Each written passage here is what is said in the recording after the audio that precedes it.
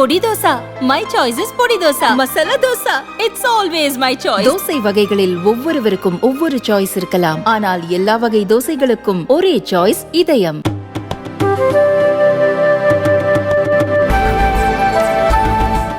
அக்னிவீர் திட்டம் குறித்து காங்கிரஸ் எம்பி ராகுல் காந்தி சர்ச்சைக்குரிய வகையில் பேசிய நிலையில் அவருக்கு முன்னாள் ராணுவ ஜெனரல் ராஜ் சுக்லா தக்க பதிலடி கொடுத்துள்ளார்.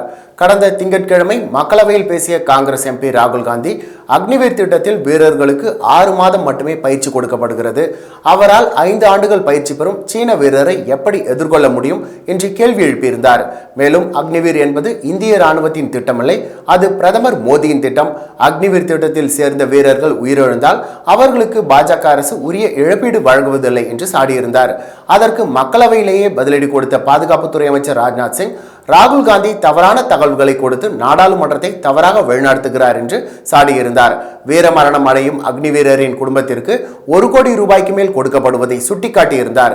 இது குறித்து இந்தியா டுடே நிறுவனம் நடத்திய விவாத நிகழ்ச்சியில் பேசிய முன்னாள் ராணுவ ஜெனரல் ராஜ் சுக்லா, அக்னிவீர் திட்டத்தில் இழப்பீடே வழங்காமல் இருக்க நமது ராணுவ தளபதி ஒப்புதல் கொடுப்பார் என்று நினைக்கிறீர்களா? நமது நாட்டின் பாதுகாப்பிற்காக மத்திய அரசு எடுத்த ஒரு துணிச்சலான முடிவுதான் அக்னிவீர் திட்டம். DRDO எனப்படும் நமது பாதுகாப்பு ஆராய்ச்சி மற்றும் மேம்பாட்டு நிறுவனம் மற்றும் நமது ஆயுத தொழிற்சாலை வாரியம் ஆகியவை மறுசீரமைப்பு செய்யப்படும் என்று எனது வாழ்நாளில் நினைத்ததில்லை.